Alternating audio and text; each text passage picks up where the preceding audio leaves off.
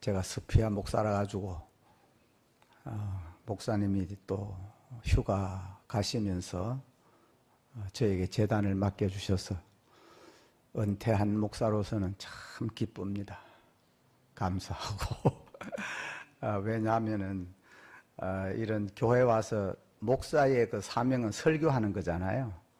설교하는 건데 설교를 앉아서 듣기는 참 더 힘든 것 같아요. 그래서 나는 성도님들을 참 존경합니다. 왜냐하면은 앉아서 내가 들어보니까 참 힘들더라고. 굉장히 힘들어요. 근데 이제 그래도 말씀을 이렇게 증가할 수 있는 시간을 갖게 되어서 하나님께 먼저 감사드리고 또 우리 병성교회 사랑하는 성도님들에게도 감사를 드립니다. 아멘을 하려고 하면 좀 크게 해요.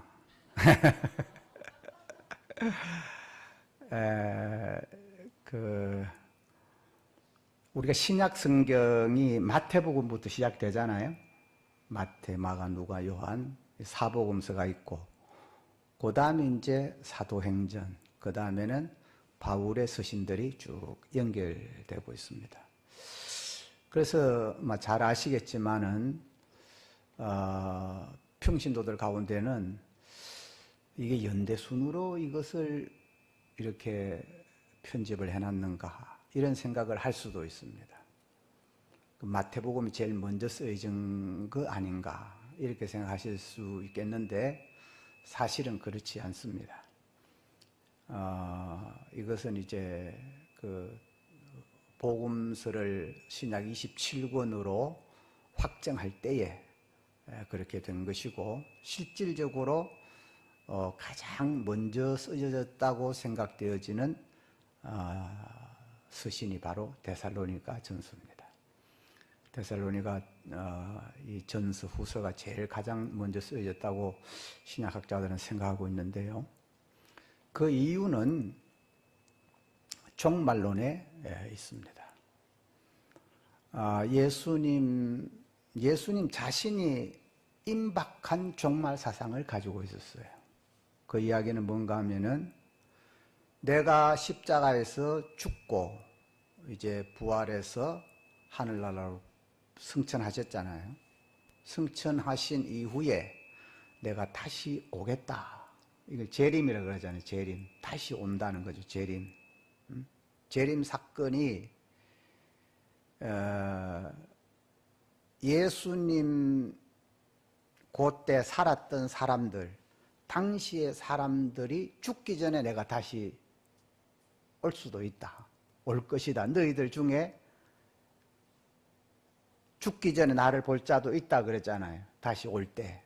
그러니까 예수님의 그 말씀 가운데 우리가 유추를 해보면은 예수님 스스로도 너희들이 살아있는 너희들이 내가 부활해서 승천하는 그 모습을 본 너희들이 살아있을 때 내가 다시 오겠다. 이제 이런 말씀을 하셨단 말이죠. 그래서 바울 스스로도 그걸 굳게 믿었습니다.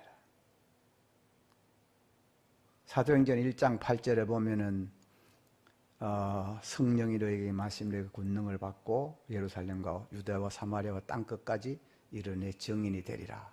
그 말씀했잖아요. 그러니까 바울은 그때 당시에 땅끝이라고 생각했던 데가 어디냐 하면은 지중해의 끝 스페인입니다. 서바나. 그곳까지를 자기가 선교를 해야 될 사명으로 알고 있었어요. 그것도 실제로 그것까지 갔다고 봅니다. 그러니까 자기의 생명이 끝나는 이 시대, 그 순간에 예수님이 다시 올 거니까 굉장히 임박한 종말 사상을 가지고 맨 처음에 가서 교회에 개척하는 곳곳마다 그렇게 전한 거예요. 그 사상이 바로 이 데살로니가 전서에 나타나고 있습니다. 그런데 데살로니가 전서 4장 13절에서 18절은 그 사상을 잘 말해주는 곳이거든요. 거기에 보면은 예수님이 오기 전에, 예수님이 다시 오기 전에 너희들이 다 살아가지고 나를 이렇게 맞이할 것이라고 예수님이 말씀하셨고, 바울 사도 스스로도 그렇게 증거했단 말이죠. 첫 번째 가서 전도를 할 때에 너희들이 잘 믿고 지금 좀 힘이 들어도 잘 참고 있으면은 예수님이 곧 온다. 이렇게 이제 예수님도 그렇게 말씀하셨고, 바울 사도는 그걸 철저하게 믿었고, 그걸 또 그대로 또 전도할 때에 그렇게 이야기를 한 거예요. 그러니까 바울은 스테이스코스라고 하는 이 현실 유지, 이걸 굉장히 중요하게 생각을 했습니다. 장가를 안 간 사람은 장가도 가지 말고, 시집 안 간 사람은 시집도 가지 말고. 왜? 예수님이 바로 지금 올 것 같은데 너희들이 그런데 신경 쓸 거 없다. 이런 생각을 가지고 있었던 거예요. 그런데 문제가 생겼습니다. 교회에 그렇게 1세대들이 같이 신앙생활을 하던 사람들 중에서, 성도들 중에서 나이가 많든지 혹은 병들었든지 해가지고 하나 둘 이렇게 죽어가는 사람이 있단 말이죠. 그러니까 데살로니가 교인들은, 야, 예수님 오기 전에 죽으면 어떻게 해야 되지? 이제 이런 생각을 안 하겠습니까? 하겠죠. 예수님이 내가 살아있을 적에 오셔야지 되는데 예수님이 지금 안 오시잖아. 근데 죽었단 말이죠. 자꾸 죽어나가는 거예요. 여기에 대해서 데살로니가 교인들은 의문이 생겼습니다. 아니, 당신이 죽기 전에 우리 예수님 다시 온다 그랬지 않느냐. 근데 어떻게 해서 예수님도 안 오고 저래 미리 죽는 사람 그럼 어떡하나. 이렇게 이제 질문을 했겠죠. 그래서 그것이 이제 데살로니가전서 4장 13절에 보면은 자는 자들에 관하여는 그렇게 시작하잖아요. 그 페리대구문이라 그래가지고 뭔못에 관하여, 영어로 말하면 about 구문입니다. 자는 자들이라고 하는 것은 죽은 자를 말하는 거예요. 그 죽은 예수님이 오기 전에 죽은 자들은 어떻게 되느냐. 이렇게 질문을 이제 편지를 했든지 아마 인편을 했든지 바울에게 했겠죠.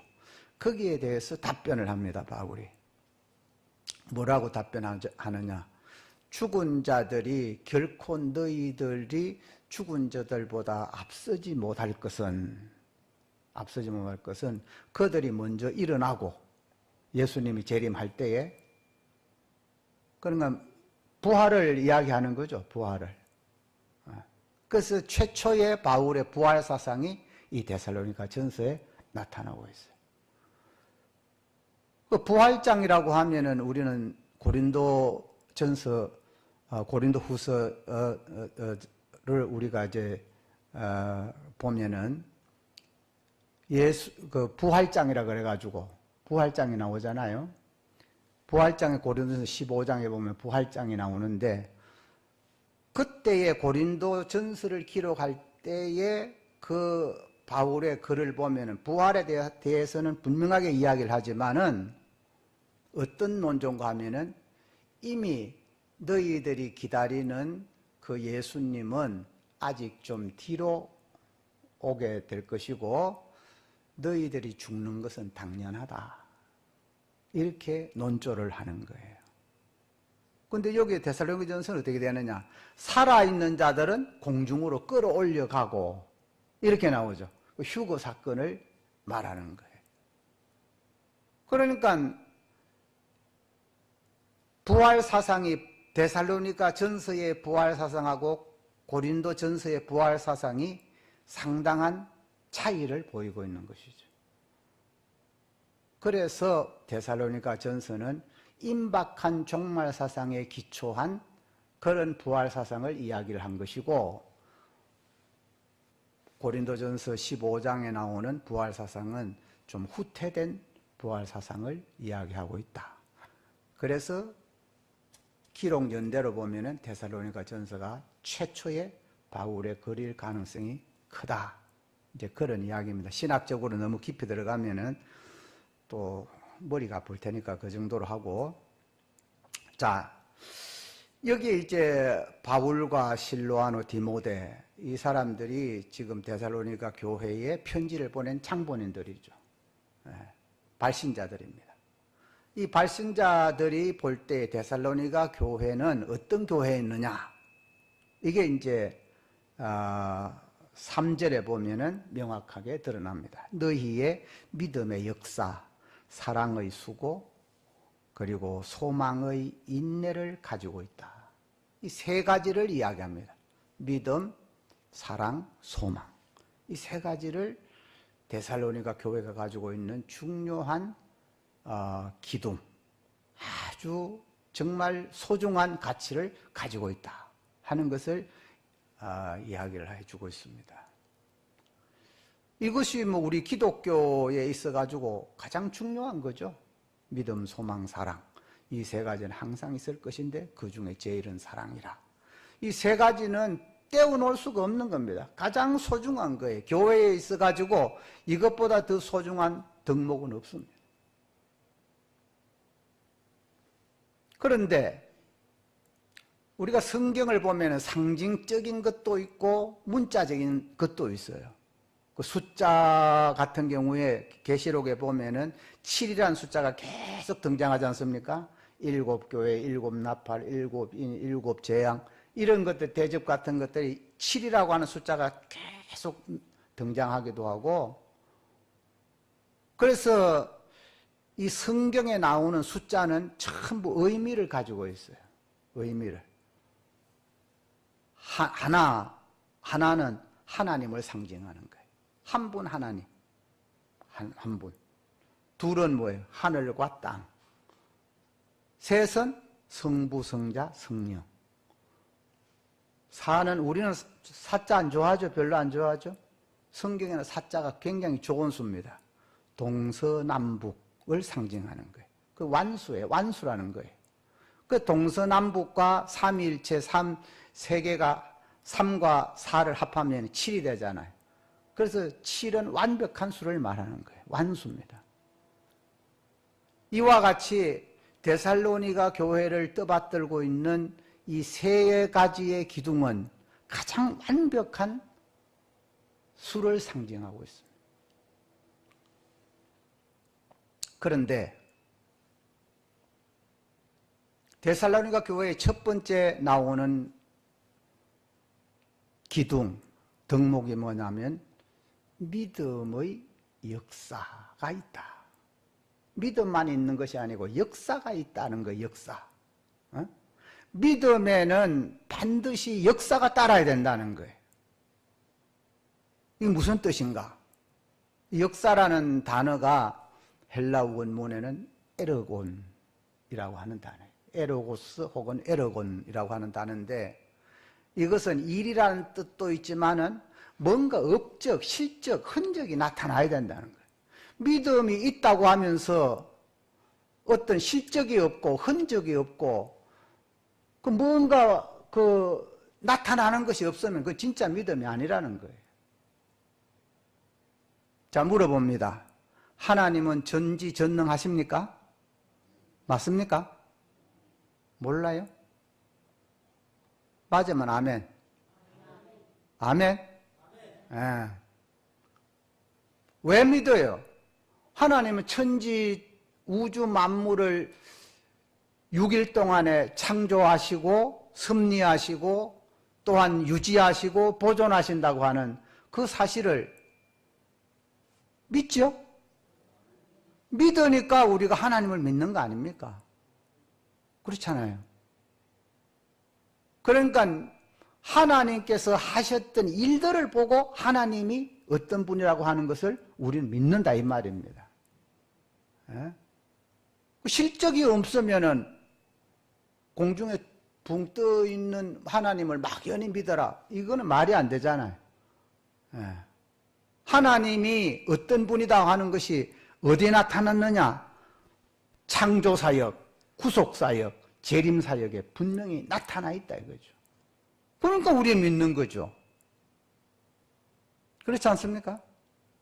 그 믿음에는 반드시 역사가 따라야 돼요. 역사가 있어야 돼요. 역사 있는 믿음. 우리가 예수님에게 수고하고 무거운 짐진 자들아 다 내게로 오라 너희를 쉬게 하리라 예수님이 말씀하셨는데 그게 거짓말인지 참말인지를 알려고 하면 어떻게 알 수가 있습니까? 성경을 보면은 예수님한테 문제를 가져와 가지고 해결 안 된 것이 여러분 있다고 하면은 저한테 좀 보고를 좀 해주세요. 예수님한테 어떤 환자, 병든 자라든지 어떤 문제든지 가지고 있는 사람이 예수님에게 와가지고 예수님께서 아이 나 못하겠다 이런 거 성경에 있습니까? 안전뱅이를 데리고 오면 안전뱅이를 일으켰고 중풍병자를 데리고 오면 중풍병자를 고쳤고 죽은 자도 살렸고 그러니까 믿음의 역사가 나타나 있잖아요. 예수님이 하신 실적이 있잖아요. 물이 포도주가 되는 역사가 있잖아요. 그러니까 우리 예수를 믿는 거예요. 그분이 하신 말씀을 왜 믿을 수 있느냐? 어째서 믿을 수 있느냐? 그분이 한 실적을 보니까 앞으로도 믿을 수 있겠다 이 말이죠. 그러니까 믿음이라고 하는 것은 들리지도 않고 볼 수도 없고 냄새 맡을 수도 없지만은 그것이 믿음이 응축된 곳에는 반드시 뭐가 나타난다? 역사가 나타난다. 역사가 나타난다. 이거 여러분이 경험을 안 하면은요, 믿음 생활하기 힘듭니다. 믿어도 재미가 없어요. 믿은 후에 뭔가 내가 믿고 간구하고 그것을 통하여서 뭔가 이루어낸 실적과 업적이 증명이 있을 때에 내 믿음은 확고하게 되는 거죠. 믿음은 독단입니다. 내가 믿는다는데 무슨 다른 사람 증명할 필요가 없잖아요. I believe in God. 내가 하나님을 믿습니다. 그걸로 끝이에요. 그거 증명할 필요가 없는 거예요. 왜? 믿음은 독단이기 때문에. 도구마입니다. 그래서 믿음을 가진 사람을 어떤 독재자도 어떤 사람도 그것을 파괴할 수가 없어요. 그 믿음의 힘이죠. 안 보여도 안 들려도 냄새 맡을 수 없어도 나는 믿습니다. 이게 정말 중요한 거예요. 히브리서 11장 1절에 믿음은 바라는 것들의 실상이요 보지 못하는 것들의 증거다 이렇게 말씀하고 있죠. 이게 중요해요. 실상입니다. 허상이 아니에요. 믿음은 비록 볼 수 없지만은 그것이 반드시 있다 이 말입니다. 그 실상이라고 하는 이 단어가 뭔가 하면 휘포스타시스라는 단어예요. 휘포스타시스라는 말은 휘포는 밑에라는 전치사고 스타시스라는 말은 세운다, 스탠드 그런 뜻입니다. 밑에 세운다 그런 뜻입니다. 자, 우리가 물을 한 컵을 가지고 이것을 올려놓으려고 하면은 이 책상이 있어야 되잖아요. 이게 있어야지 이걸 올려놓을 수 있잖아요. 이게 바로 히포스타시스예요. 실상이라는 거, 실상. 그러니까 하나님이 뭘 주려고 해도 믿음이 없는 사람에게는 줄 수가 없어. 올려놓을 데가 없어. 그런 믿음이 중요하죠. 옛날 시골 집에 가면은 설강 가는 거 있죠. 설강. 안방에다 설강 이렇게 쭉 긴 석가래 같은 거 두 개 이렇게 이렇게 해놓잖아요. 그런데 안 살아봤어요? 나도 살아봤는데. 거기에 매주도 매달고, 이불도 얹어놓고, 만능이야, 만능. 그 석가래가 두 개가 있으니까, 걷다가 매달기도 하고, 얹어놓기도 하고. 믿음이 그와 같다. 그게 없으면은 매달 수 없는 거예요. 그럼 매주 정정정정정 이렇게 해놓고 달아놓으면은 매주고 또 이렇게 배고프면 따 먹잖아. 그거. 콩을 빼먹잖아. 너무 많이 띠먹어가지고 또 두드려 맞기도 하고. 그게 뭐예요? 믿음이라고 하는 것을 통해서 달아낼 수도 있고 얹을 수도 있고. 그래서 하나님이 제일 기뻐하는 게 뭡니까? 믿음이 없이는 하나님을 기쁘게 할 수 없다. 돈이 아니에요. 다른 게 아니고 믿어주는 거예요. 하나님이 전능자이고 창조주이고 우리를 지금도 역사에서 보호해 주시는 그런 분으로 우리가 믿어주는 거예요. 믿어주는 걸 하나님은 제일 기뻐하시는 거예요. 이게 믿음의 역사입니다. 그래서 믿음을 가진 자는 이 산을 들어서 바다에 던지어지라 하면 던질 것이요. 그래서 그런 믿음을 가지고 오늘날 우리 인간의 모든 역사는 발전되어 온 것입니다. 무신론자들에게서 발전되어 온 것이 아니고 하나님을 믿는 믿음에서 역사나 문학이나 모든 것들이 발전되어 온 거예요. 안 보이지만은 믿고 나가는 거예요. 콜럼버스가 신대륙을 발견할 때 망망대해를 가로지르면서 콜럼버스의 믿음은 뭔가 하면 저 끝까지 가면 뭔가 나온다? 그러 간 거 아닙니까? 가가지고 발견했잖아요. 믿음이 없었으면 못 나가지. 어떻게 나가? 그 다음에 사랑의 수고가 있다. 이 수고라는 단어가 코포스라는 단어인데요. 이 코포스는 수고라는 뜻도 있지만 고통이라는 뜻을 갖고 있어요. 사랑에는 남녀 간의 사랑에도 고통이 따릅니다. 그 여북하면 나오나가 사랑은 눈물의 씨앗이라 그랬어. 좋아해도 너무 좋아해도 고통이고 미워해도 고통이고. 그런데 이 코포스라는 이 말은 육체적 아픔, 육체적 고통이란 뜻도 있지만은 심적, 마음적 고통을 동반한 수고, 그 아픔을 코포스라 그래요. 여러분이 자녀를 키워보면은 날 때부터 키우고 시집가고 장가가도 항상 걱정이 많죠. 해산의 고통을 내가 갖는다. 바울이 이야기했을 때 바로 성도 하나를 바로 키우기 위해 가지고 얼마만큼 밤잠을 자지 아니하고 눈물 흘리며 기도하고 그들을 영혼을 위해서 한 그런 수고, 고통이 따른다 이 말. 그 사랑에는 반드시 수고가 따르는 거예요. 그런데 이상하게도 사랑의 수고는 수고로 느껴지지 않는다는 거예요. 그게 참 특징입니다.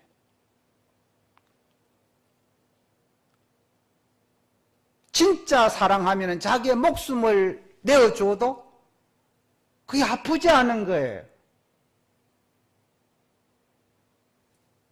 그러나 가짜 사랑은 계산합니다.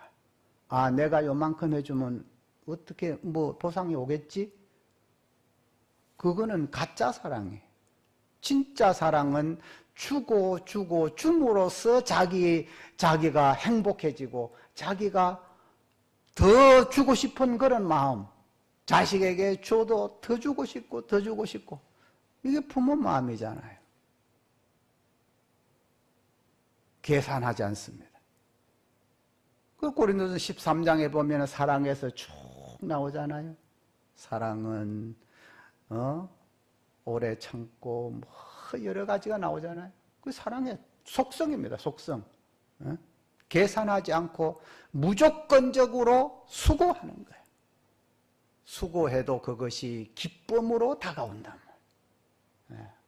하나님이 세상을 이처럼 사랑하사 독생자를 주셨으니 그때의 그 하나님은 자기 아들을 주심으로써 이 죽어가는 인간을 구원하기 위해서 십자가에 달려서 엘리 라마 사박단이라고 외치는 그 자기의 아들을 내어주면서까지도 하나님께서는 그걸 기쁨으로 여기셨다는 거 아니에요. 이게 사랑의 힘입니다. 사랑의 수고,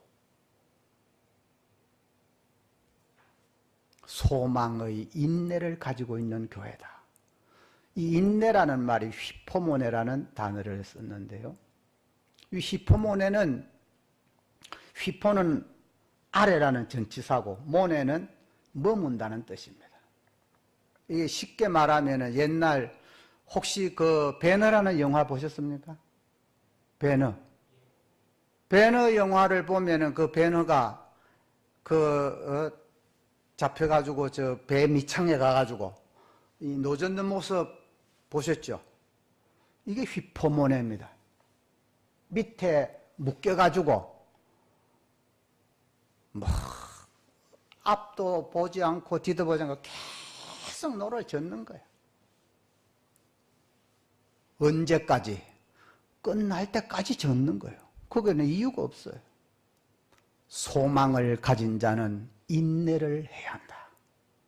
소망에는 반드시 인내가 따라야 된다. 애를 임신한 임산부가 배도 아프고 막 메시껍기도 하고 그때마다 확 개어내가지고 한번 보고 또 딜놓고 이럽니까? 내놓는 순간에 죽어버리잖아요. 생명은 10달 동안의 인내를 통해서 옥동자를 생산하듯이 우리가 어떤 일을 세상에 조그마한 일이라도 성취해 보려고 하면은 그것이 농사든 돈 버는 것이든 공부든 무엇이든지 간에 하나를 이루기 위해서는 인내해야 합니다. 조금 해보다가 에이 안 된다. 이거는 인내가 아니죠.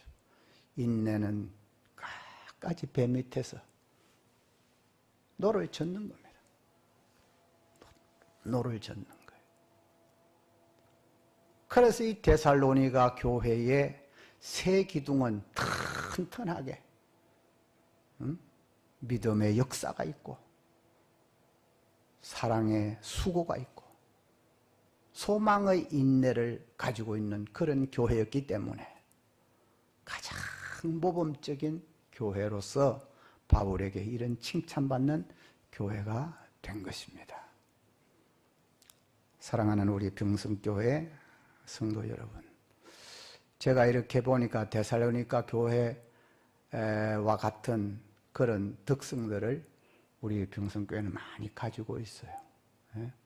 장로님들도 열심히 잘 봉사하시고 또 권사님들도 잘하시고 이런 걸 볼 때 칭찬받는 데살로니가 교회, 이런 교회가 조금만 더 노력하면 되지 않겠나